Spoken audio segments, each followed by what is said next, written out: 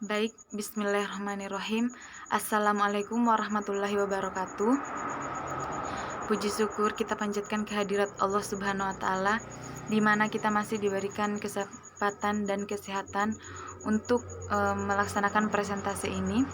Dan tak lupa pula kita kirimkan salawat serta salam kepada junjungan kita Nabi besar Muhammad Sallallahu Alaihi Wasallam. Baiklah, sebelumnya perkenalkan, nama saya Sniati dengan NIM D01180009. Di sini saya selaku pemateri pertama dari kelompok 1, di mana kelompok 1 itu beranggotakan 4 orang, yaitu saya sendiri Hasniati, dan yang kedua ada Harmayanti, yang ketiga ada Asrar Alimuddin dan Muhammad Ayub. Di sini kelompok kami akan memaparkan materi mengenai standar perencanaan irigasi, di mana yang kami ambil di sini atau presentasikan di sini yaitu kriteria perencanaan bagian saluran, yaitu KP3. Baik, langsung saja untuk mempersingkat waktu, saya selaku pemateri pertama akan menjelaskan materi yang pertama, yaitu ada data perencanaan irigasi. Nah, dalam data perencanaan irigasi, hal yang harus kita dapatkan yaitu adalah data topografi, di mana data-data topografi yang diperlukan atau harus dibuat adalah yang pertama ada peta topografi dengan garis-garis ketinggian dan tata letak jaringan irigasi dengan skala 1:25.000 dan 1:5.000. Kemudian, peta situasi trase saluran berskala 1:2.000 dengan garis-garis ketinggian pada interval 0,5 meter untuk daerah datar dan 1,0 meter untuk daerah berbukit-bukit. Kemudian yang ketiga ada profil memanjang pada skala horizontal 1:2.000 dan skala vertikal 1:200 atau skala 1:100 untuk saluran berkapasitas kecil bila mana diperlukan. Kemudian yang keempat, potongan melintang pada skala horizontal dan vertikal, yaitu dengan skala 1:200 atau bisa 1:100 untuk saluran-saluran berkapasitas kecil, dengan interval 50 meter untuk bagian lurus dan interval 25 meter pada bagian tikungan. Kemudian yang kelima ada peta lokasi titik tetap atau benchmark yang termasuk deskripsi benchmark. Kemudian selanjutnya kapasitas rencana. Nah, dalam kapasitas rencana ini hal yang perlu diperhatikan itu ada 4, di mana yang pertama ada debit rencana, kemudian kebutuhan air di sawah, yang ketiga ada efisiensi, dan yang terakhir ada rotasi teknik atau sistem golongan. Nah, yang pertama ada debit rencana, di mana debit rencana sebuah saluran dihitung dengan rumus umum sebagai berikut, yaitu Q sama dengan C dikali NFR, kemudian dikalikan dengan A, dan dibagi dengan E, di mana Q itu adalah debit rencana, kemudian C adalah koefisien pengurangan karena adanya sistem golongan, kemudian NFR adalah kebutuhan bersih air di sawah, kemudian A adalah luas daerah yang diairi, dan E adalah efisiensi irigasi secara keseluruhan. Kemudian selanjutnya ada kebutuhan air di sawah. Nah, kebutuhan air di sawah untuk padi ditentukan oleh faktor-faktor berikut. Yang pertama itu cara penyiapan lahan.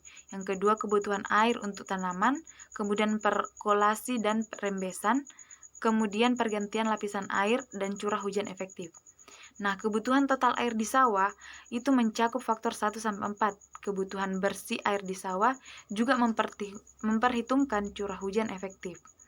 Nah, besarnya kebutuhan air di sawah bervariasi menurut tahap pertumbuhan tanaman dan bergantung kepada cara pengolahan lahan. Besarnya kebutuhan air di sawah dinyatakan dalam milimeter per hari. Kemudian besarnya kebutuhan air irigasi pada lahan rawa perlu dilakukan perhitungan secara khusus mengingat asumsi besarnya komponen kebutuhan air pada lahan rawa berbeda dengan sawah biasa. Kemudian selanjutnya efisiensi. Nah, pemakaian air hendaknya diusahakan seefisien mungkin, terutama untuk daerah dengan ketersediaan air yang terbatas. Kehilangan air dapat diminimalkan melalui dengan cara yaitu perbaikan sistem pengolahan air. Kemudian yang kedua, perbaikan fisik prasarana irigasi. Efisiensi secara keseluruhan atau secara total itu dihitung sebagai berikut dengan rumus efisiensi jaringan tersier dikali dengan efisiensi jaringan sekunder, kemudian dikalikan dengan efisiensi jaringan primer, dan antara 0,65 sampai 0,79. Oleh karena itu, kebutuhan bersih air di sawah yaitu NFR-nya harus dibagi dengan efisiensi untuk memperoleh jumlah air yang dibutuhkan di bangunan pengambilan dari sungai. Kehilangan yang sebenarnya dalam jaringan bisa jauh lebih tinggi dan efisiensi yang sebenarnya yang berkisar antara 30-40%. Kadang-kadang lebih realistis, apalagi pada waktu kebutuhan air rendah. Walaupun demikian, tidak disarankan untuk merencanakan jaringan saluran dengan efisiensi yang rendah itu. Setelah beberapa tahun, diharapkan efisiensi akan dapat dicapai dengan melakukan perbaikan di atas seperti sistem pengolahan air dan fisik prasarana irigasi. Kemudian selanjutnya ada rotasi teknik. Keuntungan yang dapat diperoleh dari sistem golongan teknis adalah, yang pertama itu adalah berkurangnya kebutuhan pengambilan puncak atau koefisien pengurangan rotasi. Yang kedua itu kebutuhan pengambilan bertambah secara berangsur-angsur pada awal waktu pemberian air irigasi atau pada periode penyiapan lahan. Seiring dengan makin bertambahnya debit sungai, kebutuhan pengambilan puncak dapat ditunda. Nah, sedangkan hal-hal yang tidak menguntungkan dalam hal ini adalah kerugian, yaitu timbulnya komplikasi sosial, kemudian operasional lebih rumit, kemudian kehilangan air akibat eksploitasi sedikit lebih tinggi, dan jangka waktu irigasi untuk tanaman pertama lebih lama, akibatnya lebih sedikit waktu tersedia untuk tanaman kedua. Kemudian selanjutnya data geoteknik. Nah, hal utama yang harus diperhatikan dalam perencanaan saluran adalah stabilitas tanggul, kemiringan talut galian, serta rembesan ke dalam dan dari saluran. Kemudian data tanah yang diperoleh dari hasil penyelidikan tanah pertanian akan memberikan petunjuk umum mengenai sifat tanah di daerah trase saluran yang akan direncanakan. Kemudian perhatian khusus harus diberikan kepada daerah-daerah yang mengandung, yaitu yang pertama mengandung batu singkapan, kemudian mengandung lempung tak stabil dan plastisitas tinggi, tanah gambut dan bahan-bahan organik, pasir dan kerikil, tanah atau bahan timbunan, kemudian muka air tanah, dan formasi batuan kapur. Nah, kemudian data sedimen. Nah, data sedimen terutama diperlukan untuk perencanaan jaringan pengambilan di sungai, kantong lumpur, dan bangunan penggelontor sedimen pada lokasi persilangan saluran dengan sungai. Bangunan pengambilan dan kantong lumpur akan direncanakan agar mampu mencegah masuknya sedimen kasar dengan ukuran lebih besar dari 0,088 mm ke dalam jaringan saluran. Pada ruas saluran kantong lumpur ini, sedimen diizinkan mengendap dan dikuras melewati pintu secara periodik. Untuk perencanaan saluran irigasi yang mantap, kita harus mengetahui konsentrasi sedimen dan pembagian atau distribusi ukuran butirnya. Nah, data-data ini akan menentukan faktor untuk perencanaan kemiringan saluran dan potongan melintang yang mantap, di mana sedimentasi dan erosi harus tetap berimbang dan terbatas.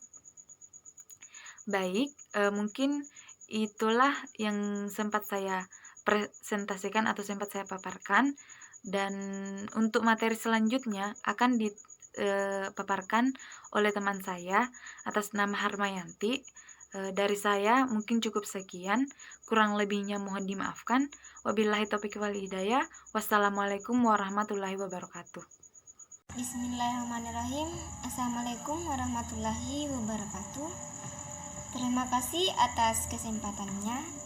Nama saya Harmayanti dengan NIM D01180008. Baiklah, di sini saya akan melanjutkan pemaparan materi dari kelompok kami. Di sini saya akan melanjutkan slide tentang saluran tanah tanpa pasangan. Yang pertama itu tahap studi. Untuk pengaliran air irigasi saluran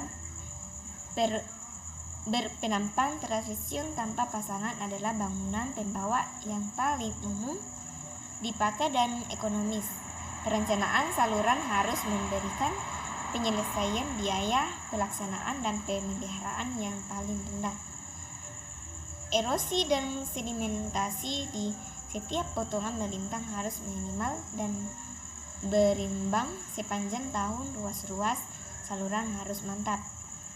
Sedimentasi pengendapan di dalam saluran dapat terjadi apabila kapasitas angkut di sedimennya berkurang dengan menurunnya kapasitas debit di bagian hilir dan dari jaringan saluran.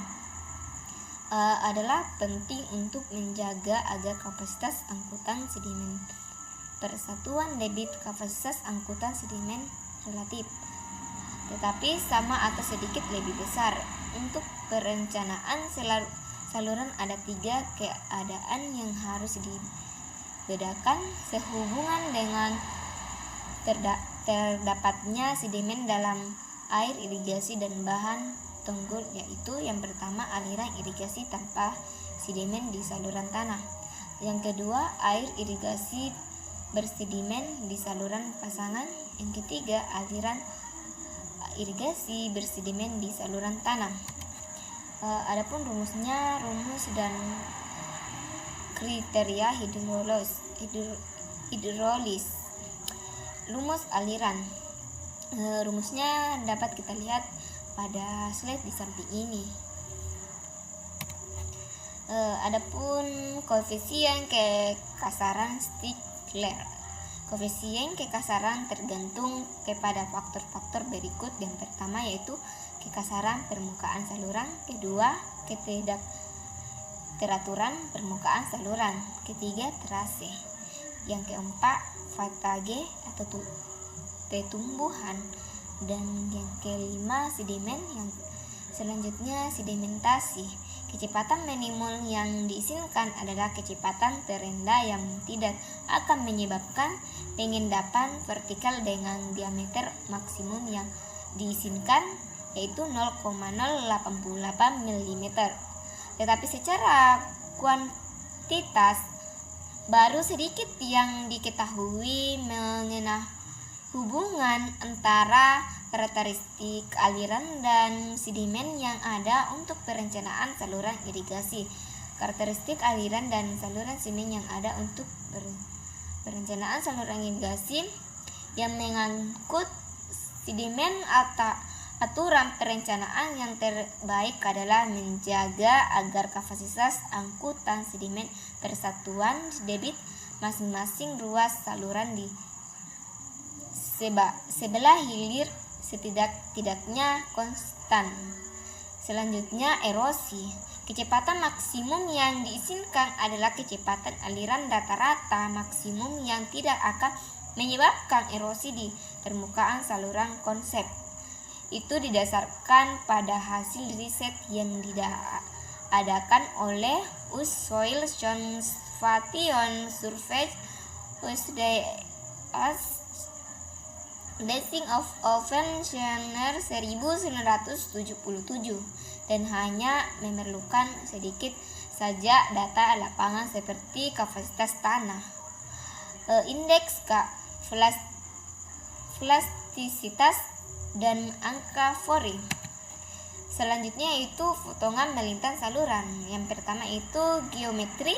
Untuk mengalirkan air dengan penampang basah sekecil mungkin, potongan melintang yang berbentuk setengah lingkaran adalah yang terbaik.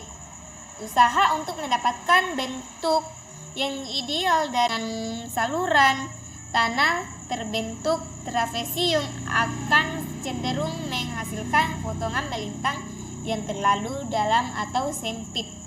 Hanya pada saluran dengan debit perencanaan sampai dengan 0,5 meter pangkat 3 per detik saja yang potongan melintangnya dapat mendekati bentuk setengah lingkaran.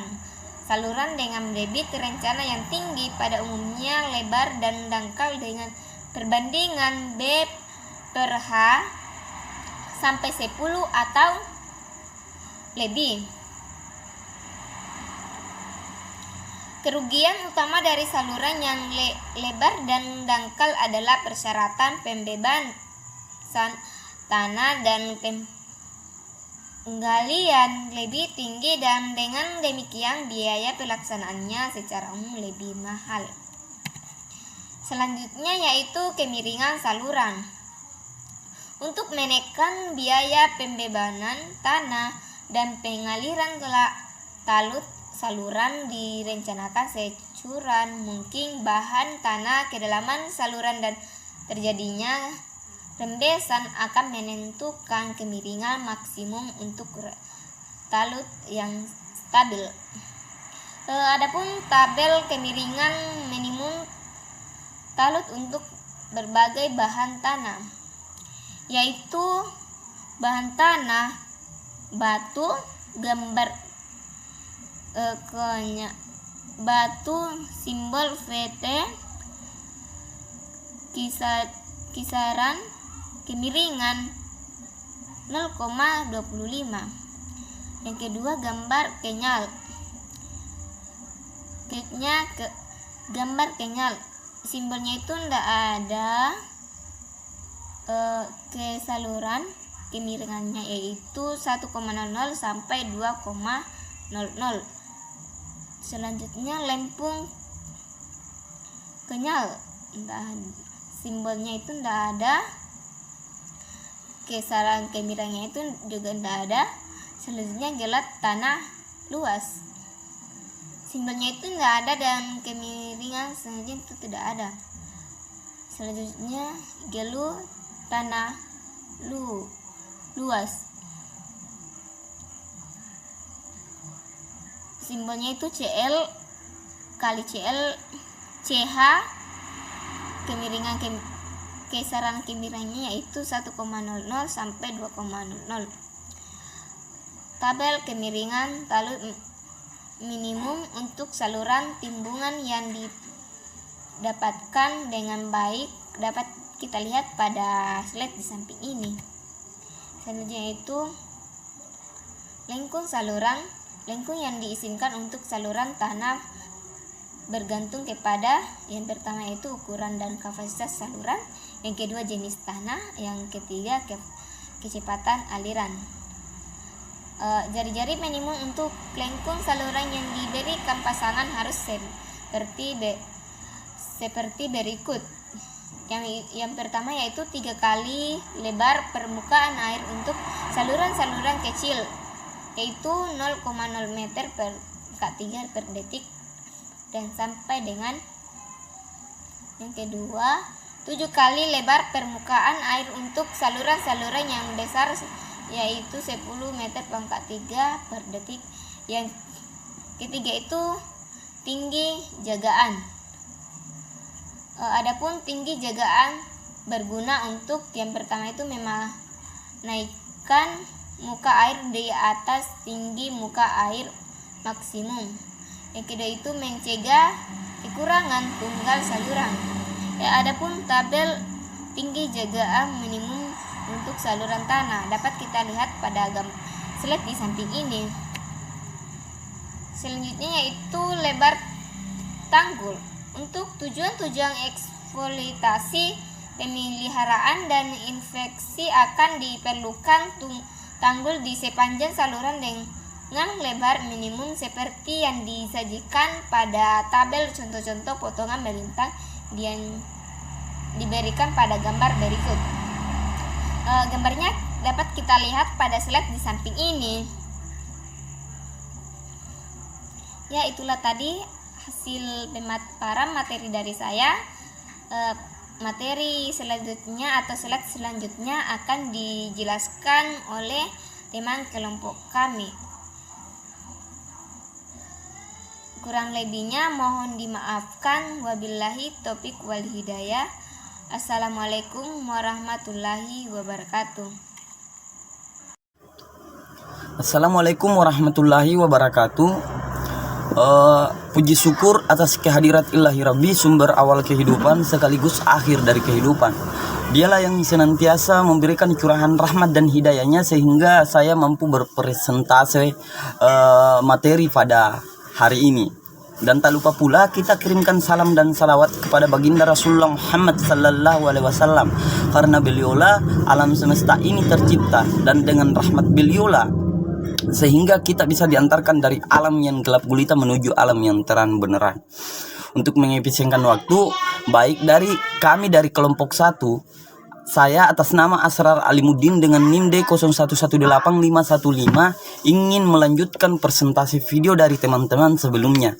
Adapun kelompok kami, yang pertama Hasniati, Harmayanti, Asrar Alimuddin dengan saya sendiri dengan Muhammad Ayub. Untuk itu, adapun materi yang akan presentasikan pada hari ini itu tentang berbicara standar perencanaan irigasi, kriteria perencanaan bagian saluran.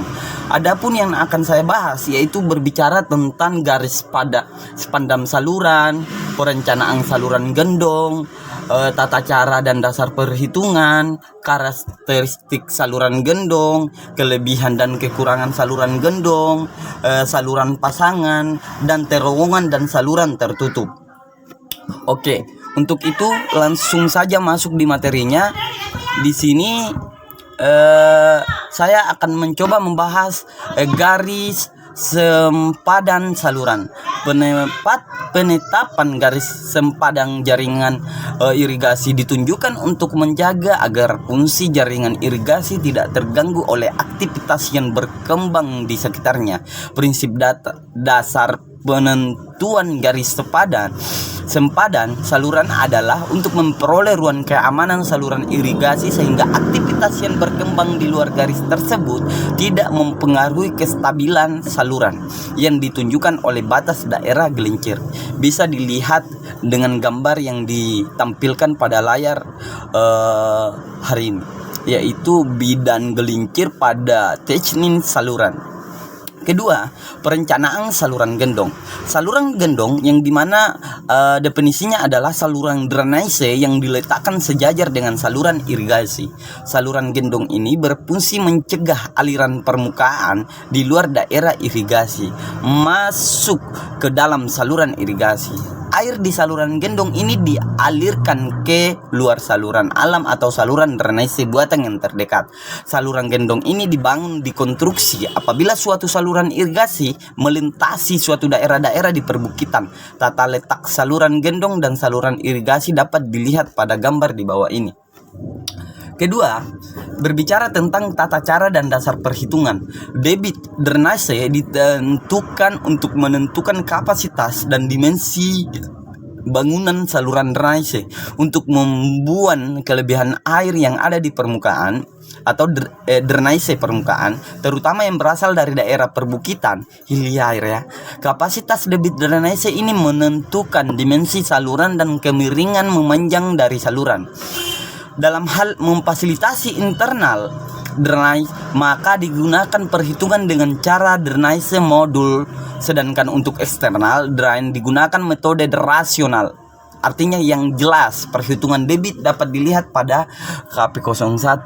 Dimensi saluran gendong, standar kapasitas menurut pedoman hidrolis DVMA 1984, standar kapasitas saluran ditentukan sebagai berikut.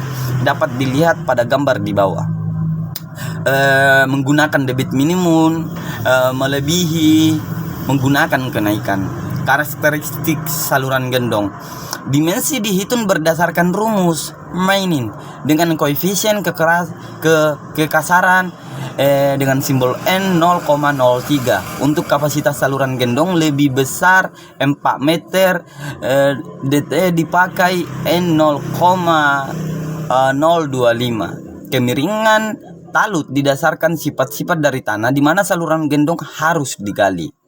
Drainase melalui area yang curam harus mempunyai kemiringan memanjang dan batas tenaga tarik sebagai berikut. T sama dengan atau tarik 0,60 kg per meter atau kurang untuk Q lebih dari 1,5 meter DT dan T 0,35 kg per meter untuk Q lebih dari 1,5 MDT. Tinggi jagaan 50 cm, lebar tanggul dan kemiringan tanggul sisi luar. Ketiga, di sini kita akan membahas kelebihan dan kekurangan saluran gendong. Fungsi saluran gendong untuk menampung air aliran runoff dari daerah tangkap sisi atas selama waktu tertentu sehingga tidak menyebabkan erosi pada sisi luar saluran irigasi. Kelemahan pemilihan cara ini, yang pertama, diperlukan lebar yang cukup luas untuk penempatan 2 saluran di tebing. 2. Debit saluran gendong jika tidak memenuhi kapasitas debit air buang akan masuk ke saluran. Cara mengatasinya dengan saluran pelimpah pada lokasi tertentu. Ketiga, memerlukan perawatan akibat intensitas sedimen dari sisi atas sangat tinggi. Keempat, dimensi saluran gendong dapat cukup besar jika area tangkapan hujannya cukup luas. Materi selanjutnya yaitu saluran pasangan. Kegunaan saluran pasangan atau biasa disebut dengan line dimaksudkan untuk pertama mencegah kehilangan air akibat rembesan, kedua mencegah gerusang dan erosi, ketiga mencegah merajalelanya tumbuhan air, keempat mengurangi biaya pemeliharaan, kelima memberi kelonggaran untuk lengkung yang lebih besar, dan keenam tanah yang dibebaskan lebih kecil. Jenis-jenis pasangan.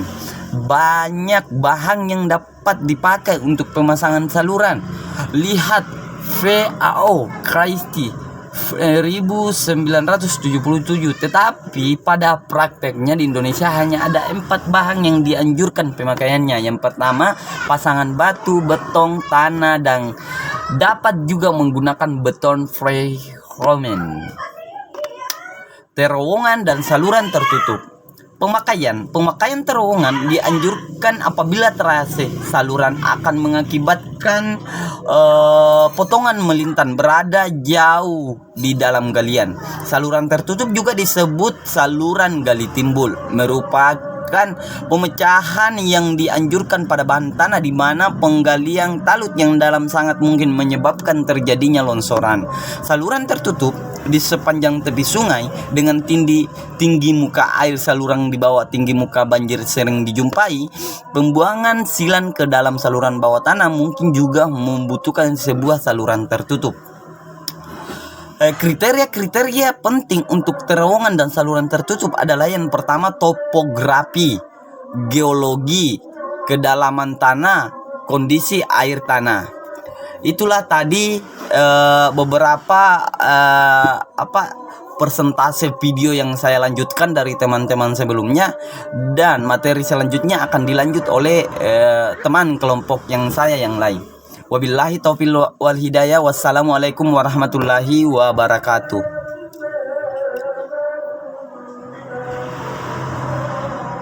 Dari daerah perbukitan hilir ya.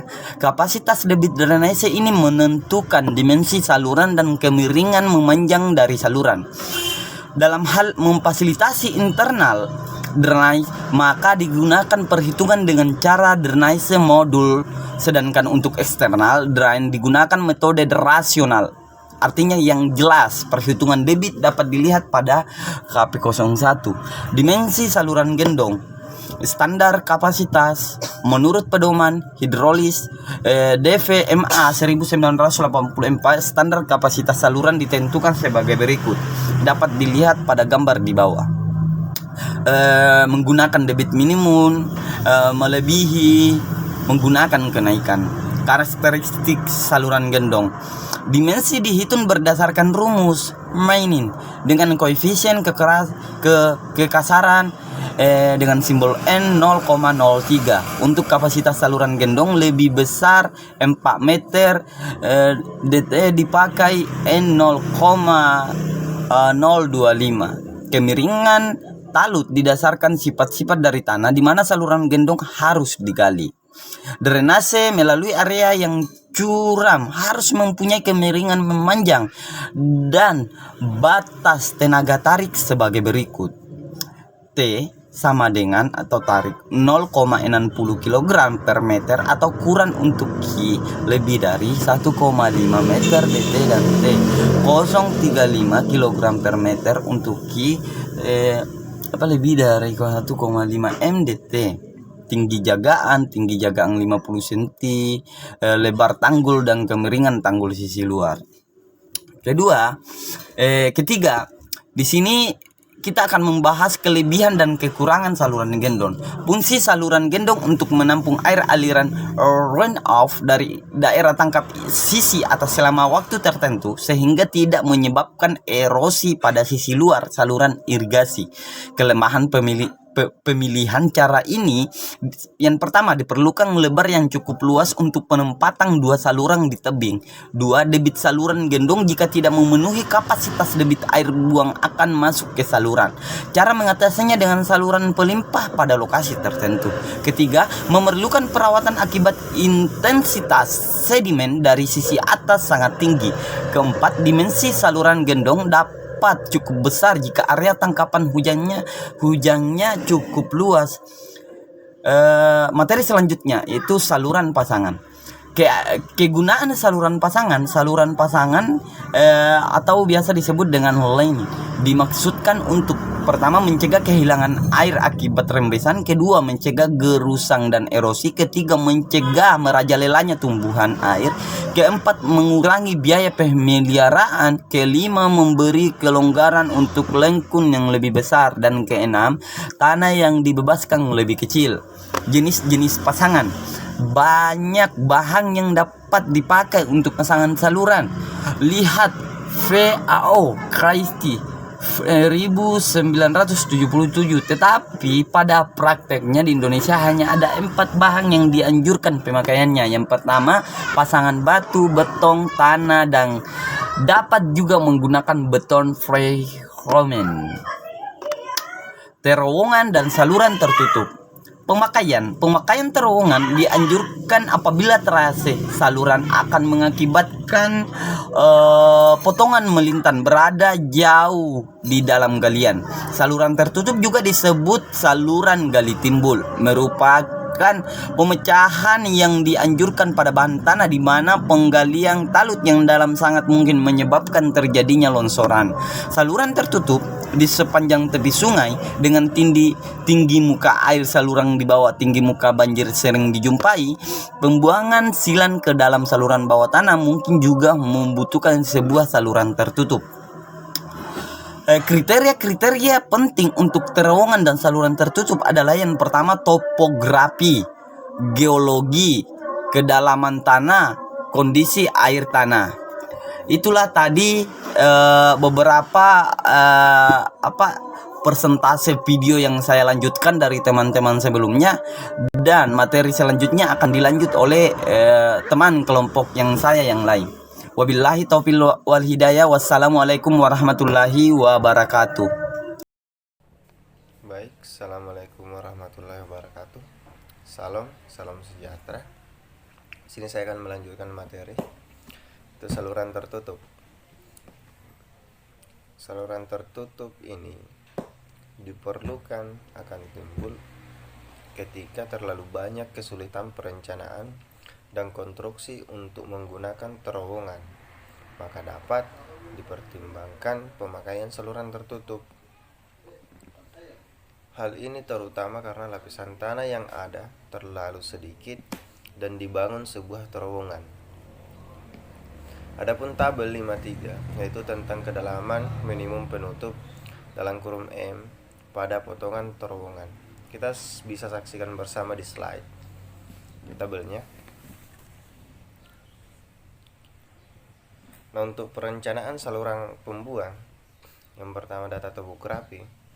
Data-data topografi yang diperlukan untuk perencanaan saluran pembuang itu ada 4. Yang pertama, peta topografi dengan jaringan irigasi dan pembuang dengan skala 1:25.000 dan 1:5.000.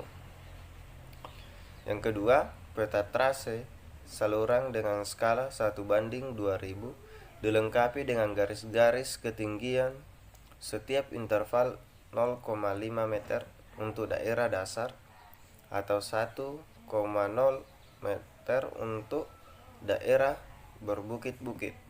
Yang ketiga, profil memanjang dengan skala horizontal dengan skala 1:2.000 dan skala vertikal 1:200 atau 1:100 untuk saluran yang lebih kecil jika diperlukan.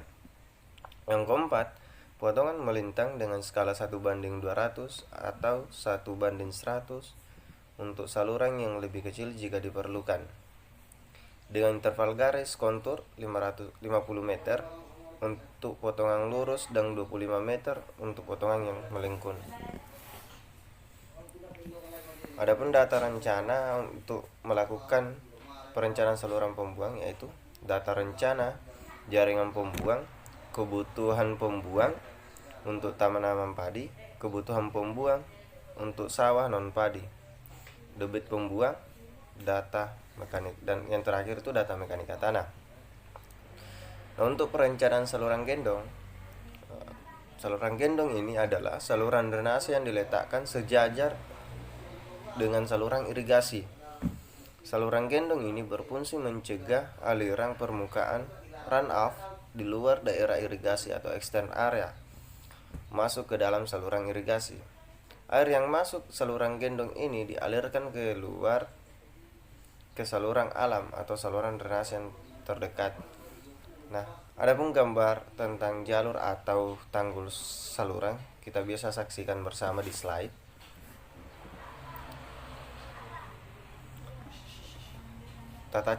Tata cara dan dasar perhitungan.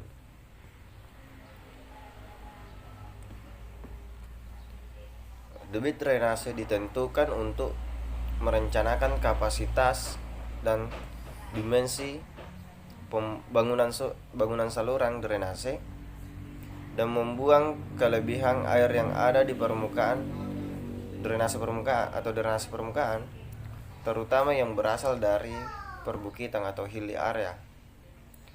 Adapun dua metode untuk menghitung kapasitas debit. Yang pertama yaitu dengan metode rasional untuk daerah tangkapan atau dataran tinggi atau hilly area. Yang kedua, metode lama hujan dan frekuensi untuk aturan rendah atau lowland. Kita bisa lihat bersama juga di slide rumusnya. Yang pertama itu metode rasional, Q sama dengan R kali C kurang H kali VF dalam kali 10.000 per 3.600. Dan untuk yang kedua, metode lama atau hujan dan frekuensi hujan.